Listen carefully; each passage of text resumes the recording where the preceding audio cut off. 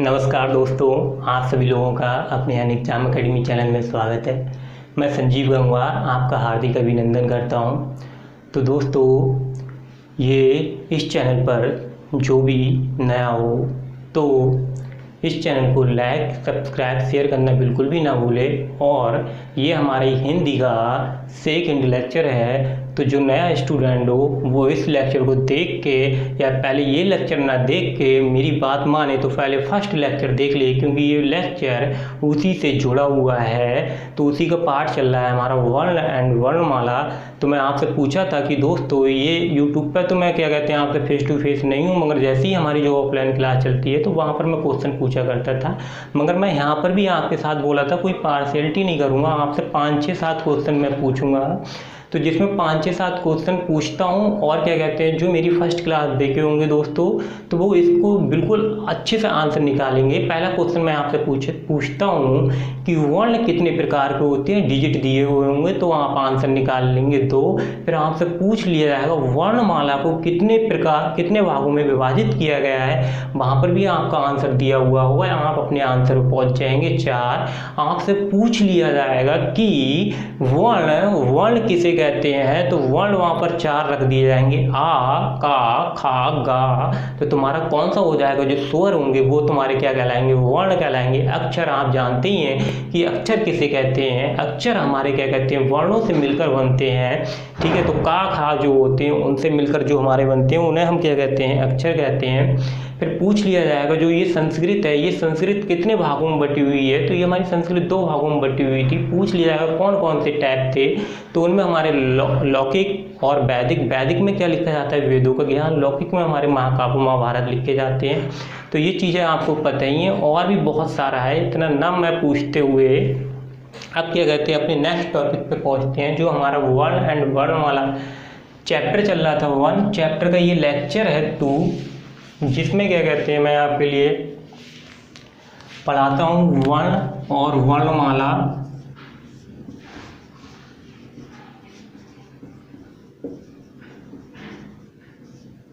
ये है chapter lecture 2,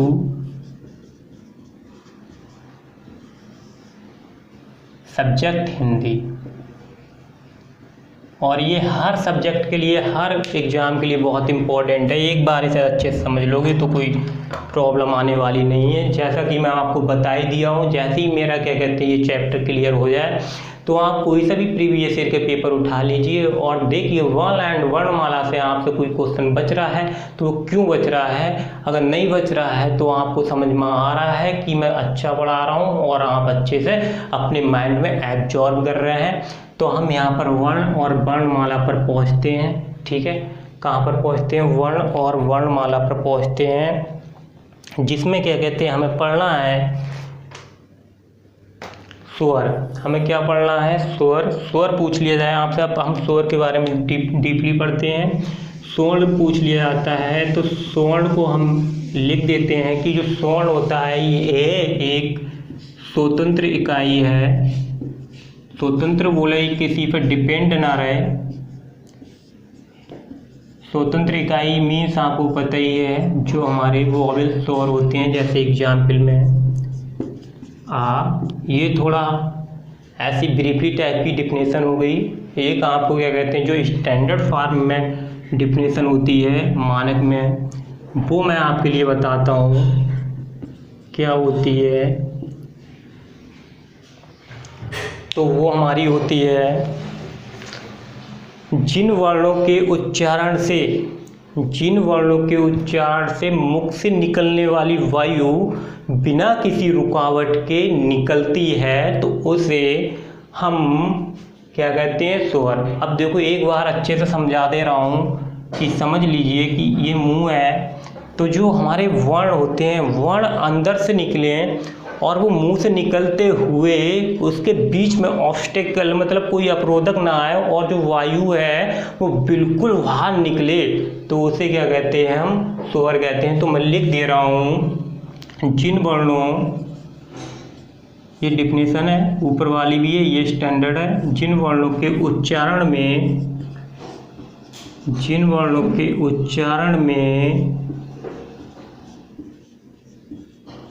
मुख से निकलने वाली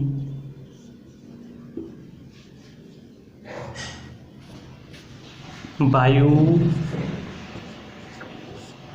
बिना किसी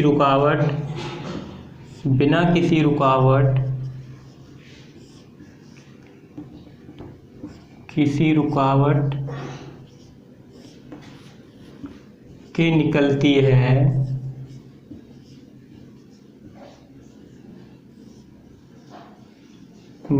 है उसे स्वर कहते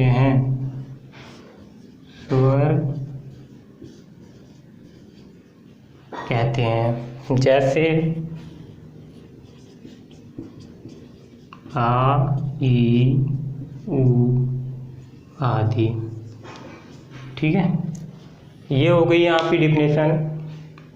फिर आपसे पूछ लिया जाता है कि स्वर के भेद कितने होते हैं। तो ये जो स्वर होता है, स्वर के भेद ये मुख्यतः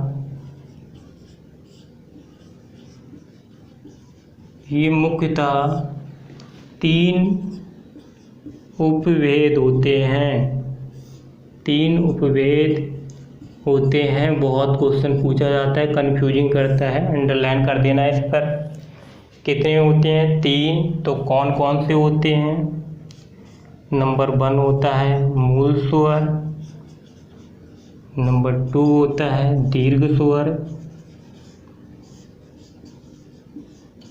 नंबर 3 होता है प्लुत स्वर।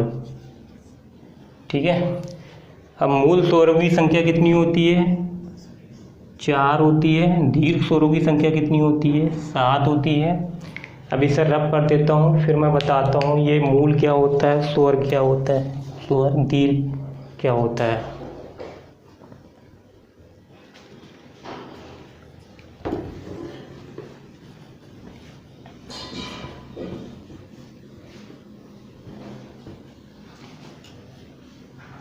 तो लिखते हैं मूल स्वर। मूल को हम 3 नाम से जानते हैं। कितने नाम से? 3 नाम होते हैं, कंफ्यूज मत होना। मूल स्वर,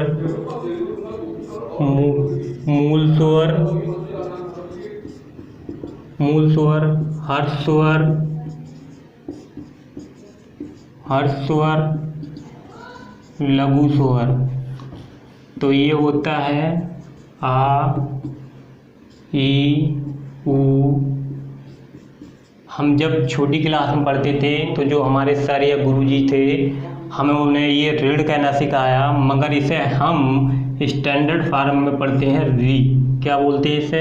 री बोलते हैं। तो इनकी संख्या कितनी होती है? 4 होती है। फिर हमारा दूसरे नंबर पर क्या आता है? दूसरे नंबर पर हमारा आता है दीर्घ स्वर्ग। दूसरे नंबर पर क्या आता है? दीर्घ स्वर्ग।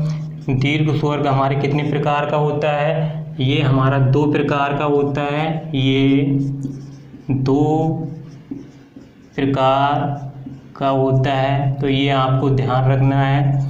ये 2 कौन से होते हैं? थोड़ा इस पर स्टार लगा दो, कंफ्यूजिंग कर देगा ये।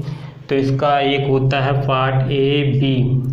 तो एक होता है आपका मूल दीर्घ स्वर।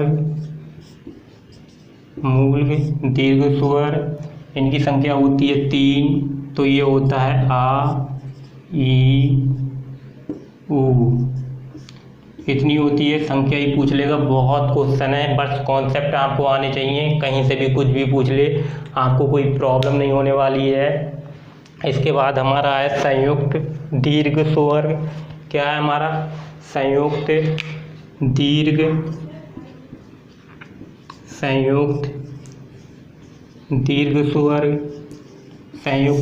स्वर।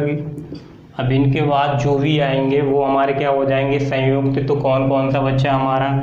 ए, ओ,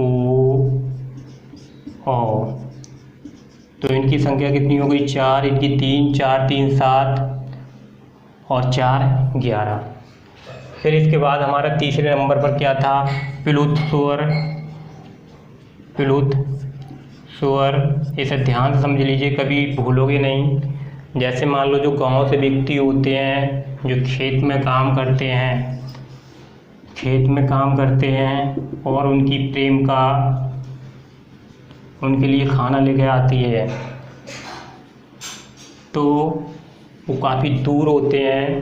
पहले इसकी डिफिनेशन लिखा देता हूँ, फिर वो कॉन्सेप्ट समझा देता हूँ। अभी प्रायः इसका प्रयोग खींच कर बुलाने में किया जाता है। खींच कर बुलाने में किया जाता है। बुलाने में किया जाता है, ब्रैकेट में लिख लेना। ये कभी काउंटिंग में नहीं आएगा, ठीक है। इससे ज़्यादा कभी क्वेश्चन नहीं बनते हैं, खाली थोड़ा सा जानना है।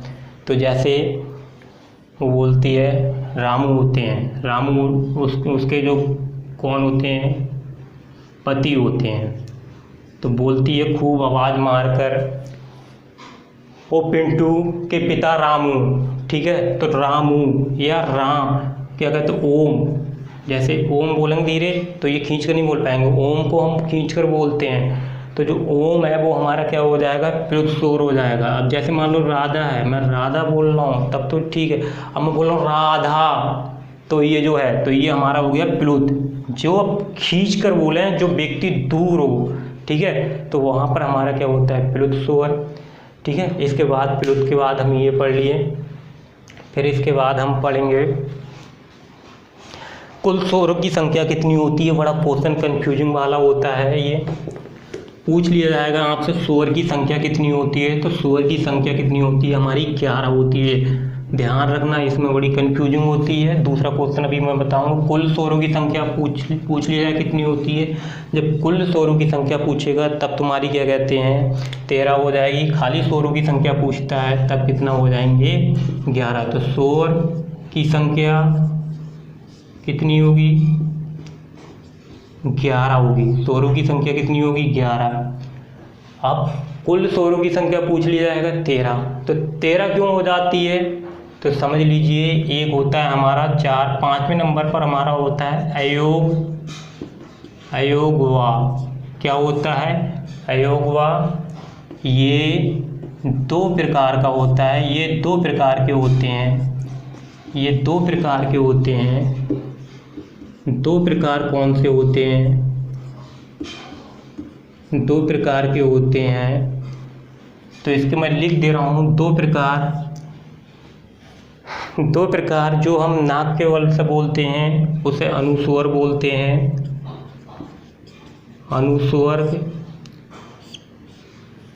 अनुस्वर्ग। और एक होता है हमारा अनुस्वर्ग, और एक होता है हमारा विसर्ग। क्या होता है हमारा, विसर्ग। तो आपको समझी में आ गया ये हमारे कितने प्रकार के होते हैं, 2 प्रकार के।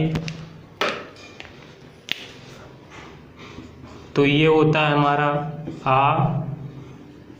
अंगे, नाक के बल से जो बोलते हैं, तो अनुस्वर्ग। और ये विसर्ग होता है, विसर्ग आप जानते ही हैं, हाँ, ठीक है। तो अब पूछ लिया जाता है आपसे क्वेश्चन, कुल स्वरों की संख्या कितनी होती है, कुल स्वरों की संख्या कितनी होती है।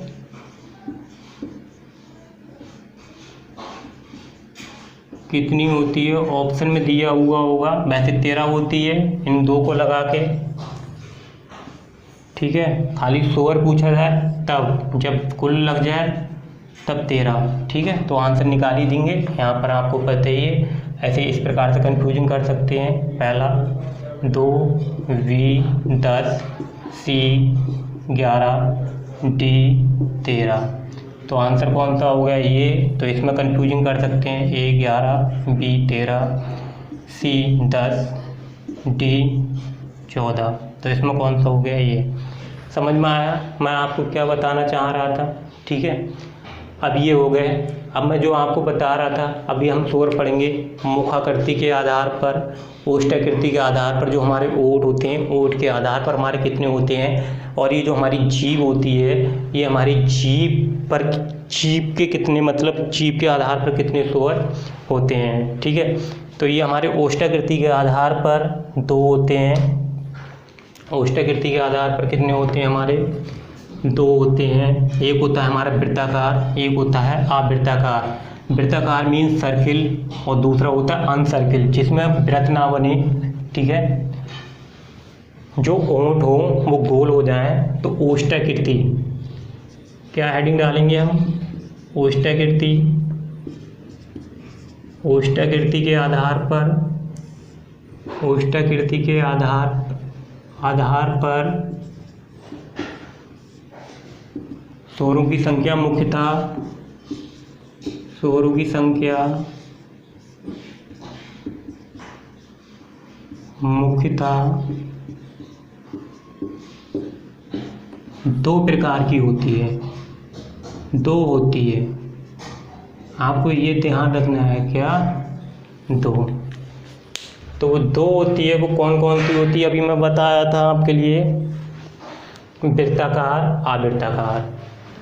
तो यहाँ पर हम लिख दे रहे हैं वृत्ताकार आवृत्ताकार, वृत्ताकार आवृत्ताकार। आवृत्ताकार का मीन्स होता है जिसमें मुंह ओठ गोल ना हो और जिसमें गोल हो जाए, जैसे सर्किल, ये रोटी का आकार, जो भी समझना चाहो, जो चीज़ गोल होती है उसे हम वृत्ताकार बोलते हैं।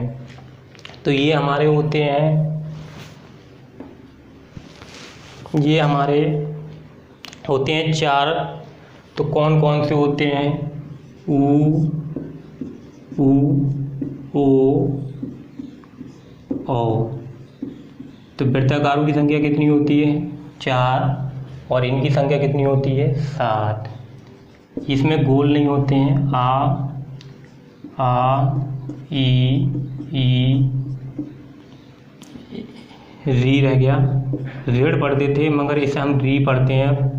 ए, ओ,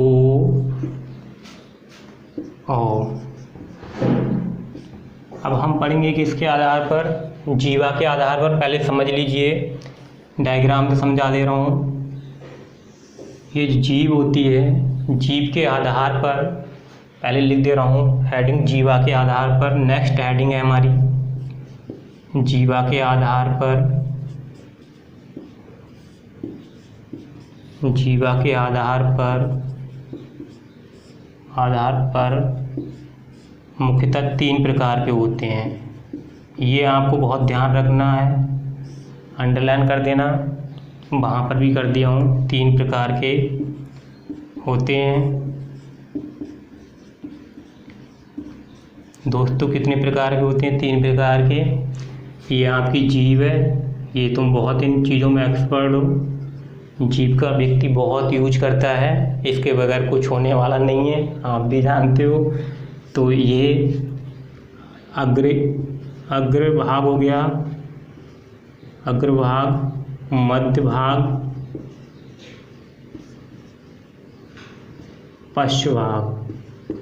जो पश्च भाग है इसमें 5 संख्या होती है, इसमें 5 होती है, इसमें 1 होती है। तो टोटल कितने हो गए हमारे, 11।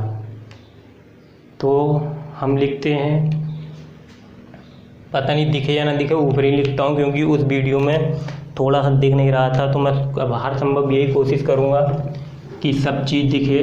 जो यूपी स्पेशल वाली थी उसमें थोड़ा सा ऊपर चला गया, मैं बताऊँगा क्या ऊपर चला गया था। उसमें कुछ नहीं गया है, खाली यूपी स्पेशल गया था। कोशिश करूँगा कि अब सब बॉडी पर है। तो जो ये होते हैं, ये हमारे होते हैं जीवा के आधार पर, वो हेडिंग डाली होगी आपने। तो ये होता है अग्रभाग, जो बोलते हैं ई, ऊ और री ठीक है। वी, फिर ये हमारा मध्य होता है। मध्य में हम क्या बताएं, एक ही बोलते हैं, जो क्या कहते हैं बीच का हो वो है हमारा आ। तो इनकी संख्या 1, इनकी संख्या 5। और सी हमारा होता है फर्स्ट भाग दोस्तों ये हमारा होता है फर्स्ट भाग। तो फर्स्ट भाग में हमारा क्या है, आ ए ओ ठीक है। तो ये 5 हो गए दोस्तों। इसके बाद हम क्या कहते हैं पढ़ेंगे इसके बाद मुखाकृति के आधार पर। तो जो मुखाकृति के आधार पर होते हैं वो हमारे 4 प्रकार के होते हैं। संवृत होता है, बिंबृत होता है, अर्धसंवृत होता है, अर्धबिंबृत होता है। तो वो हम नेक्स्ट क्लास में पढ़ेंगे। और आप अपना ध्यान रखिए और अपने घर वालों का ध्यान रखिए, ये अच्छे से तैयार करके लाना है। फिर आपसे मैं नेक्स्ट क्लास में पूछता हूँ कि कैसे क्या होता है, ये कौन कौन से क्वेश्चन, 5-6 क्वेश्चन यहीं से पूछता हूँ, उससे 1-2 क्वेश्चन पूछूंगा। और ये हमारी नेक्स्ट क्लास में ये चैप्टर फिनिश हो जाएगा। मिलते हैं आपसे नेक्स्ट क्लास में दोस्तों, धन्यवाद।